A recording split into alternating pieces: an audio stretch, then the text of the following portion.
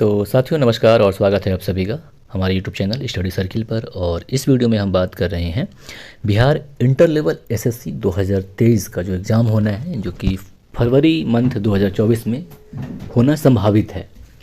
उसके लिए बिहार के इतिहास से संबंधित कुछ महत्वपूर्ण तथ्य को लेकर, और ये सामान्य अध्ययन खंड का बिहार का इतिहास है, जिस पर हम आज इस वीडियो में गौतम बुद्ध के ऊपर बात करेंगे। स्पेशली गौतम बुद्ध या महात्मा बुद्ध, जिनकी अगर हम बात करें तो इनका जन्म 563 ईसा पूर्व में कपिलवस्तु के लुम्बिनी में हुआ था, और ये शाक्य कुल में इनका जन्म हुआ था। इसके अलावा इनकी अगर मृत्यु या महापरिनिर्वाण की बात करें तो 483 ईसा पूर्व में कुशीनगर में हुआ था। इसके अलावा इनके बचपन का नाम सिद्धार्थ था, जबकि इनके पिताजी का नाम सुदोधन था और इनकी माता का नाम महामाया था, और जो उनकी सौतेली माँ थी जिन्होंने इनका पालन पोषण किया, उनका नाम था प्रजापति गौतमी।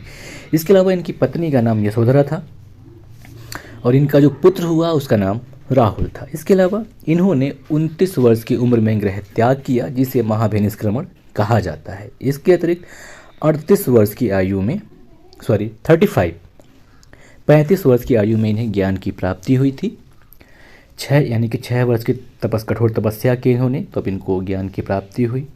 बैसाख पूर्णिमा की रात पीपल वृक्ष के नीचे निरंजना नदी के तट पर इनके ज्ञान की प्राप्ति हुई, और इसके बाद ये तथागत बुद्ध कहलाए, जो कि बौद्ध धर्म के संस्थापक हुए। और बौद्ध धर्म के 3 रत्न हैं, बुद्ध, धम्म और संघ। इसके अलावा बुद्ध धर्म के जो 4 आर्य सत्य हैं, जिनके बारे में सवाल पूछ लेता है, वो है दुख, दुख समुदाय, दुख निरोधगामिनी प्रतिपदा। इसके अलावा गौतम बुद्ध के द्वारा अष्टांगिक मार्ग का प्रतिपादन किया गया, जिसमें शामिल हैं सम्यक दृष्टि, सम्यक संकल्प, सम्यक वाणी, सम्यक कर्मांत, सम्यक आजीव, सम्यक व्यायाम, सम्यक स्मृति और सम्यक समाधि। ये बुद्ध के 8 मार्ग हैं, जो मध्य मार्ग कहे जाते हैं, यानी अष्टांगिक मार्ग हो गए। ठीक है। इसके अलावा जो प्रतित्व समुत्पाद जो है, ये बुद्ध के उपदेशों का सार है। और गौतम बुद्ध जो कि ज्ञान प्राप्ति के बाद ही बुद्ध कहलाए, और गौतम बुद्ध ने ज्ञान प्राप्ति के पश्चात अपने मत का प्रचार प्रारंभ किया, और ये उरुबेला से सबसे पहले ऋषिपत्तन पहुँचे, जो वर्तमान में जिसे सारनाथ कहा जाता है, वहाँ पहुँचे, और यहाँ उन्होंने अपना सबसे पहला उपदेश दिया। और यहाँ उन्होंने 5 ब्राह्मण सन्यासियों को अपना उपदेश दिया, और इस पहले उपदेश को ही धर्म चक्र प्रवर्तन कहा जाता है। और जो इन्होंने उपदेश दिया था वो 4 आर्य सत्य को लेकर दिया था। यह उपदेश था दुख, दुख के कारणों, दुख का अंत और उनके समाधान से संबंधित था, जिसे कि 4 आर्य सत्य भी कहा जाता है। इसके अलावा जैसा कि पहले बताया आपको कि महात्मा बुद्ध ने अपना पहला उपदेश सारनाथ में दिया था। इसके पश्चात वो बौद्ध धर्म के प्रचार के लिए कपिलवस्तु गए, राजगृह, वैशाली और कौशल राज्य गए। सबसे अधिक बौद्ध धर्म का प्रचार जो है कौशल राज्य में गौतम बुद्ध ने किया। इसके अलावा कौशल के नरेश, यानी जो कौशल के सम्राट राजा थे प्रसेनजित, उन्होंने भी अपने परिवार के साथ बुद्ध की शिष्यता ग्रहण की थी। इसके अलावा अपना प्रचार करते हुए गौतम बुद्ध मल्लों की राजधानी पावापुरी पहुंचते हैं। वहां से वो चंदू नामक लुहार की आम्र वाटिका में ठहरे, और चंदू ने उन्हें सूकर मद्दव खाने को दिया।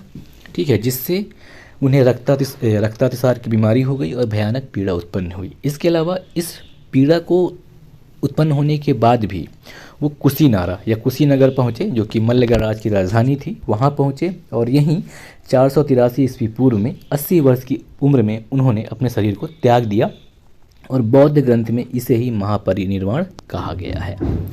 इसके अलावा बौद्ध धर्म की जो महत्वपूर्ण ग्रंथ है उसे त्रिपिटक कहा जाता है। त्रिपिटक जो कि भगवान गौतम बुद्ध की मृत्यु के बाद उनकी शिक्षाओं को संकलित करके 3 भागों में बांटा गया, इन्हें ही त्रिपिटक कहा जाता है। ये बात करें तो 3 है, पहला है विनय पिटक, दूसरा सुत्त पिटक, तीसरा है अभिधम्म पिटक। तो विनय पिटक की बात करें, जो कि संघ संबंधी नियम और आचार की शिक्षाओं से संबंधित है, इसकी रचना उपाली के द्वारा की गई थी। जबकि सुत्त पिटक जो कि महात्मा बुद्ध के वचन हैं, इसकी रचना गौतम बुद्ध के सबसे प्रिय शिष्य आनंद के द्वारा की गई थी। और अभिधम्म पिटक की रचना जो कि दार्शनिक सिद्धांत से संबंधित है, यह मोगलीपुत्र तिस्स के द्वारा रचित है। और ये जो अभिधम्म पिटक है, इसकी रचना प्रथम शताब्दी में की गई थी। ठीक है, अब थोड़ी सी हम बौद्ध संगीतियों के बारे में देख लें, जिससे कि अक्सर सवाल पूछ देता है बिहार एसएससी में। तो जो पहला बौद्ध संगीति हुआ था वो राजगृह में हुआ था, सप्तकर्णी गुफा में, और इसका समय था 483 ईसा पूर्व, और इसके अध्यक्ष थे महाकश्यप। और शासक की बात करें तो हर्यक वंश के शासक अजात शत्रु थे, उनके शासनकाल में हुआ। और पहले बौद्ध संगीत में ही विनय पिटक और सूत्र पिटक का संकलन किया गया था। जबकि दूसरे बौद्ध संगीति की बात करें जो कि वैशाली में हुआ था 383 ईसा पूर्व में, और जो इसके अध्यक्ष थे वो सर्वकामी थे। और शासक की बात करें तो इस समय कालाशोक शिशुनाग वंश का शासक यहाँ शासन कर रहे थे। और इस समय क्या हुआ था कि बौद्ध धर्म स्थाविर और महासांघिक में विभाजित हो गया था दूसरे बौद्ध संगीति में। अब तीसरे बौद्ध संगीति की बात करें जो कि पाटलिपुत्र में हुआ था 247 ईसा पूर्व में, तो इस समय जो अध्यक्ष थे वो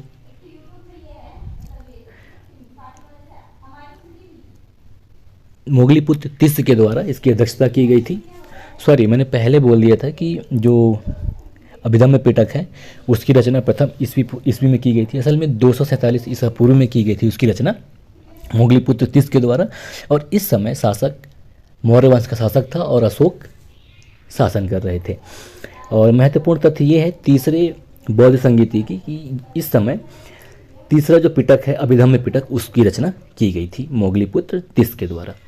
चौथी बौद्ध संगीति की बात करें तो ये कुंडलवन कश्मीर में हुआ था, पहली शताब्दी ईसा में हुआ था ये। और इसके जो अध्यक्ष थे वो वसुमिश्र थे, और उपाध्यक्ष की बात करें तो वो अश्वघोष थे। और ये कुषाण वंश के शासक इस समय शासन था, कनिष्क सम्राट थे। और इस समय यानी कि चौथे बौद्ध संगीति में बौद्ध धर्म हीनयान और महायान में विभाजित हो गया था।